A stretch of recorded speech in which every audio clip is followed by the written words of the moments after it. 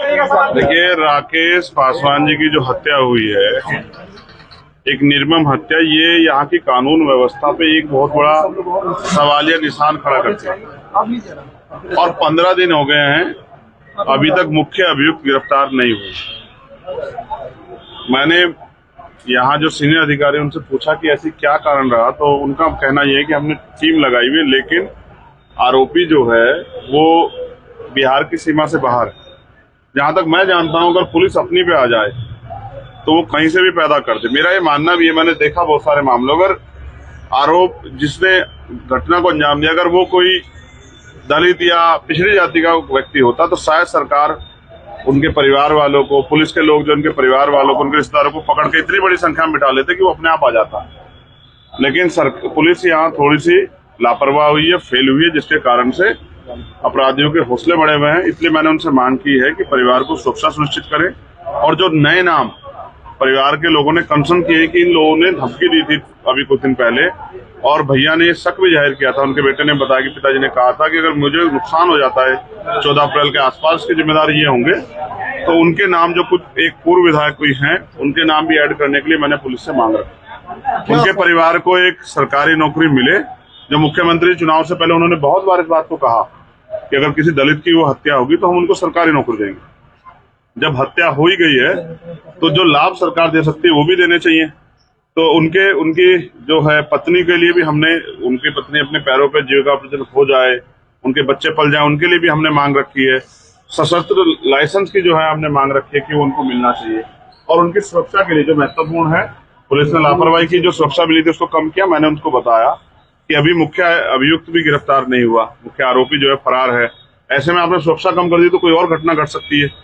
निर्दोष रूप से एक षड्यंत्र के थ्रू जो बच्चे जिन्होंने अंबेडकर जयंती की एप्लीकेशन दी थी, उन्हीं बच्चों को नामजद करके जेल भेज दिया। इस पे भी मैंने कहा कि उनको जांच करनी चाहिए, जिन निर्दोष लोगों को जेल भेज देगा उनको रिहाई उनकी जो है सुनिश्चित हो, और जो जिन लोगों को किसी कारण या राजनीति को जिनके नाम दे देंगे उनके नाम भी कटे।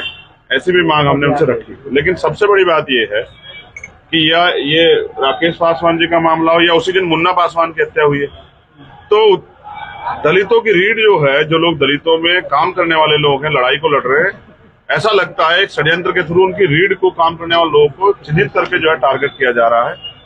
ऐसे समय में इस समाज को, वो समाज जिसका झंडा कभी दिल्ली में बुलंद होता था, जो केंद्र तक की सरकार को हिलाता था, उस समाज के साथ इतना बड़ा अन्याय हो रहा है।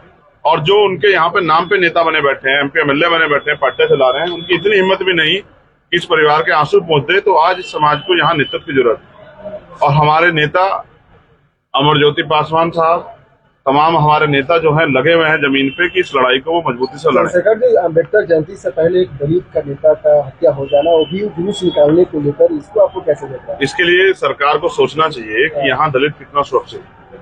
देखिए, मैं फिर कह रहा हूँ, मैं अपने लोगों से कह रहा हूँ आपके थ्रू कि हमें अपनी सामाजिक शक्ति को बढ़ाना चाहिए कि सरकार कोई भी फैसला करे या शासन प्रशासन कोई भी कार्य करे तो वो इसको याद रहे कि इतने बड़े समाज को नजरअंदाज नहीं किया जा सकता। आज बिहार में इसको नजरअंदाज किया जा रहा है।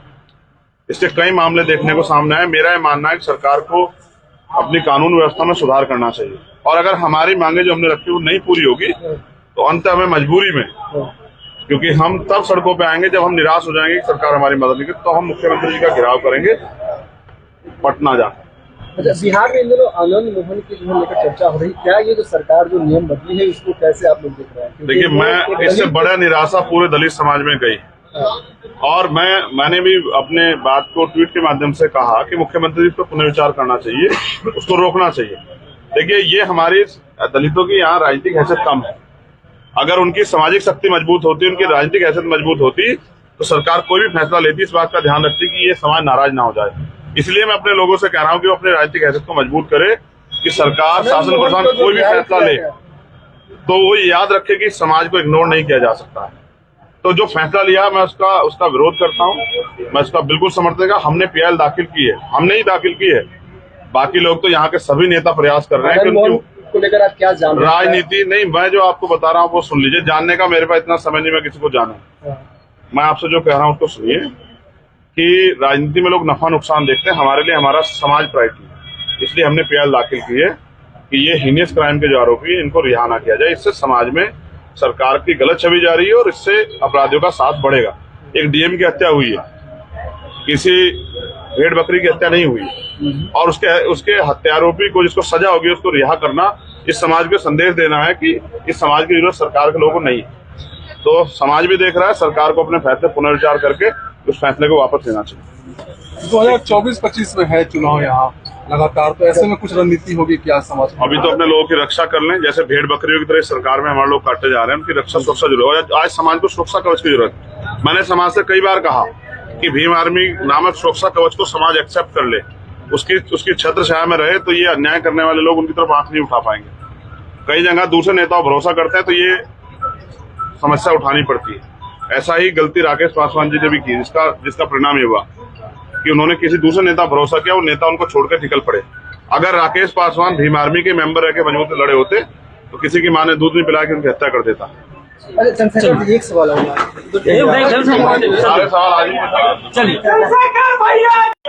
देखिए, राकेश पासवान जी की जो हत्या हुई है, एक निर्मम हत्या, ये यहाँ की कानून व्यवस्था पे एक बहुत बड़ा सवालिया निशान खड़ा करती है। और 15 दिन हो गए हैं, अभी तक मुख्य अभियुक्त गिरफ्तार नहीं हुए। मैंने यहाँ जो सीनियर अधिकारी उनसे पूछा कि ऐसी क्या कारण रहा, तो उनका कहना यह है कि हमने टीम लगाई हुई है, लेकिन आरोपी जो है वो बिहार की सीमा से बाहर है। जहां तक मैं जानता हूं, अगर पुलिस अपनी पे आ जाए तो वो कहीं से भी पैदा कर दे। मेरा ये मानना भी है, मैंने देखा बहुत सारे मामलों, अगर आरोप जिसने घटना को अंजाम दिया अगर वो कोई दलित या पिछड़ी जाति का व्यक्ति होता तो शायद सरकार उनके परिवार वालों को, पुलिस के लोग जो उनके परिवार वालों को, उनके रिश्तेदारों को पकड़ के इतनी बड़ी संख्या में बिठा लेते कि वो अपने आप आ जाता। लेकिन पुलिस यहाँ थोड़ी सी लापरवाह हुई है, फेल हुई है, जिसके कारण से अपराधियों के हौसले बढ़े हुए हैं। इसलिए मैंने उनसे मांग की है कि परिवार को सुरक्षा सुनिश्चित करें, और जो नए नाम परिवार के लोगों ने कंसर्न किए कि इन लोगों ने धमकी दी थी अभी कुछ दिन पहले, और भैया ने शक भी जाहिर किया था, उनके बेटे ने बताया कि पिताजी ने कहा था कि अगर मुझे नुकसान हो जाता है 14 अप्रैल के आसपास के जिम्मेदार ये होंगे, तो उनके नाम जो कुछ एक पूर्व विधायक कोई हैं उनके नाम भी ऐड करने के लिए मैंने पुलिस से मांग रखी। उनके परिवार को एक सरकारी नौकरी मिले। जो मुख्यमंत्री चुनाव से पहले उन्होंने बहुत बार इस बात को कहा कि अगर किसी दलित की वो हत्या होगी तो हम उनको सरकारी नौकरी देंगे। जब हत्या हो ही गई है तो जो लाभ सरकार दे सकती है वो भी देने चाहिए। तो उनकी जो है पत्नी के लिए भी हमने, उनकी पत्नी अपने पैरों पे जीविका अर्जन हो जाए, उनके बच्चे पल जाए, उनके लिए भी हमने मांग रखी है। सशस्त्र लाइसेंस की जो है हमने मांग रखी है कि वो उनको मिलना चाहिए। और उनकी सुरक्षा के लिए जो महत्वपूर्ण है, पुलिस ने लापरवाही की, जो सुरक्षा मिली थी उसको कम किया। मैंने उनको बताया कि अभी मुख्य अभियुक्त भी गिरफ्तार नहीं हुआ, मुख्य आरोपी जो है फरार है। ऐसे में आपने सुरक्षा कम कर दी तो कोई और घटना घट सकती है। निर्दोष रूप से एक षड्यंत्र के थ्रू जो बच्चे जिन्होंने अंबेडकर जयंती की एप्लीकेशन दी थी, उन्हीं बच्चों को नामजद करके जेल भेज दिया। इस पे भी मैंने कहा कि उनको जांच करनी चाहिए। जिन निर्दोष लोगों को जेल भेज देगा उनको रिहाई उनकी जो है सुनिश्चित हो, और जिन लोगों को किसी कारण या राजनीति को जिनके नाम दे देंगे उनके नाम भी कटे, ऐसी भी मांग हमने उनसे रखी। लेकिन सबसे बड़ी बात यह है कि ये राकेश पासवान जी का मामला हो या उसी दिन मुन्ना पासवान की हत्या हुई है, तो दलितों की रीढ़ जो है, जो लोग दलितों में काम करने वाले लोग हैं, लड़ाई को लड़ रहे हैं, ऐसा लगता है एक षड्यंत्र के थ्रू उनकी रीढ़ को, काम करने वाले लोगों को चिन्हित करके जो है टारगेट किया जा रहा है। ऐसे समय में इस समाज को, वो समाज जिसका झंडा कभी दिल्ली में बुलंद होता था, जो केंद्र तक की सरकार को हिलाता था, उस समाज के साथ इतना बड़ा अन्याय हो रहा है। और जो उनके यहाँ पे नाम पे नेता बने बैठे हैं, MP MLA बने बैठे हैं, पार्टियां चला रहे हैं, उनकी इतनी हिम्मत भी नहीं कि इस परिवार के आंसू पहुंच दे। तो आज इस समाज को यहाँ नेतृत्व की जरूरत है, और हमारे नेता अमरज्योति पासवान साहब, तमाम हमारे नेता जो हैं लगे हुए हैं जमीन पे कि इस लड़ाई को वो मजबूती से लड़ें। चंद्रशेखर जी, अम्बेडकर जयंती से पहले एक दलित का नेता का हत्या हो जाना, वो भी जुलूस निकालने को लेकर, इसको आपको कैसे देखते हैं? इसके लिए सरकार को सोचना चाहिए कि यहाँ दलित कितना सुरक्षित है। देखिए, मैं फिर कह रहा हूँ, मैं अपने लोगों से कह रहा हूँ आपके थ्रू कि हमें अपनी सामाजिक शक्ति को बढ़ाना चाहिए कि सरकार कोई भी फैसला करे या शासन प्रशासन कोई भी कार्य करे तो वो इसको याद रहे कि इतने बड़े समाज को नजरअंदाज नहीं किया जा सकता। आज बिहार में इसको नजरअंदाज किया जा रहा है। इससे कई मामले देखने को सामने आए। मेरा ये मानना है कि सरकार को अपनी कानून व्यवस्था में सुधार करना चाहिए, और अगर हमारी मांगे जो हमने रखी वो नहीं पूरी होगी तो अंत हमें मजबूरी में, क्योंकि हम तब सड़कों पे आएंगे जब हम निराश हो जाएंगे कि सरकार हमारी मदद नहीं करती, तो हम मुख्यमंत्री जी का घेराव करेंगे पटना जाकर। अच्छा, बिहार में इन दिनों आनंद मोहन की जो है लेकर चर्चा हो रही, क्या ये जो सरकार जो नियम बदली है इसको कैसे आप लोग देख रहे हैं? क्योंकि देखिए, वो मैं एक इससे दलित- बड़ा निराशा पूरे दलित समाज में गई और मैंने भी अपने बात को ट्वीट के माध्यम से कहा कि मुख्यमंत्री इस पर पुनर्विचार करना चाहिए, उसको रोकना चाहिए। देखिए, ये हमारी दलितों की यहाँ राजनीतिक हैसियत कम है। अगर उनकी सामाजिक शक्ति मजबूत होती, उनकी राजनीतिक हैसियत मजबूत होती, तो सरकार कोई भी फैसला लेती इस बात का ध्यान रखती कि ये समाज नाराज ना हो जाए। इसलिए मैं अपने लोगों से कह रहा हूं कि वो अपनी राजनीतिक हैसियत को मजबूत करे कि सरकार, शासन प्रशासन कोई भी फैसला ले तो वो याद रखे कि समाज को इग्नोर नहीं किया जा सकता है। तो जो फैसला लिया, मैं उसका विरोध करता हूं, मैं उसका बिल्कुल समर्थन का। हमने पीएल दाखिल की है, हमने ही दाखिल की है, बाकी लोग तो यहाँ के सभी नेता प्रयास कर रहे हैं कि आनंद मोहन उनकी को लेकर आप क्या जान रहे हैं? राजनीति नहीं, मैं जो आपको बता रहा हूँ वो सुन लीजिए। जानने का मेरे पास इतना समय नहीं मैं किसी को जानूं। मैं आपसे जो कह रहा हूँ उसको सुनिए कि राजनीति में लोग नफा नुकसान देखते हैं, हमारे लिए हमारा समाज प्रायोरिटी है। इसलिए हमने पीएल दाखिल की है कि ये हीनियस क्राइम के जो आरोपी हैं इनको रिहा ना किया जाए। इससे समाज में सरकार की गलत छवि जा रही है और इससे अपराधियों का साथ बढ़ेगा। एक डीएम की हत्या हुई है, किसी भेड़ बकरी की हत्या नहीं हुई, और उसके हत्यारोपी को जिसको सजा होगी उसको रिहा करना इस समाज को संदेश देना है कि इस समाज की जरूरत सरकार के लोगों को नहीं है।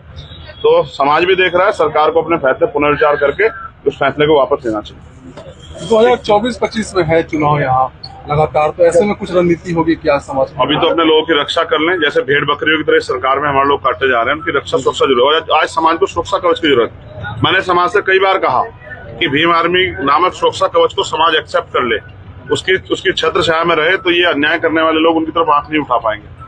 कई जगह दूसरे नेताओं भरोसा करते हैं तो ये समस्या उठानी पड़ती है। ऐसा ही गलती राकेश पासवान जी ने भी की, जिसका परिणाम ये हुआ कि उन्होंने किसी दूसरे नेता भरोसा किया, वो नेता उनको छोड़कर निकल पड़े।